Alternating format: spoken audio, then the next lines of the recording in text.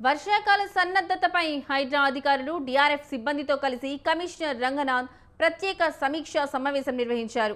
3 కమిషనరేట్ల పరిధిలో 913 వరద ముప్పు ప్రాంతాలను గుర్తించామని, 257 ప్రాంతాలు మేజర్ వాటర్ లాకింగ్ పాయింట్లుగా గుర్తించినట్లు తెలిపారు. డిఆర్ఎఫ్ బృందాలు ఎప్పుడు అందుబాటులో ఉండాలని, ప్రస్తుతం 51 డిఆర్ఎఫ్ బృందాలు పనిచేస్తుండగా త్వరలో మెట్ స్టాటిక్ టీంలు అందుబాటులోకి రానున్నట్లు పేర్కొన్నారు. వాతావరణ హెచ్చరికలు ఎప్పటికప్పుడు పర్యవేక్షిస్తూ ముందస్తు చర్యలు తీసుకోవాలని సూచించారు.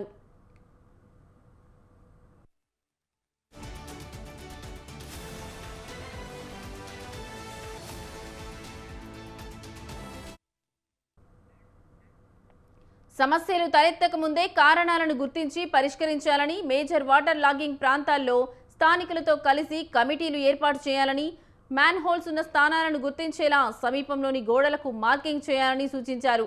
చెట్లు కూలిన సందర్భాల్లో డిఆర్ఎఫ్ వాహనాలు చేరలేని పరిస్థితుల్లో బైక్ల ద్వారా సిబ్బంది చేరేలా ఏర్పాట్లు చేయాలని హైడ్రా కమిషనర్ రంగనాథ్ సిబ్బందికి సూచించారు.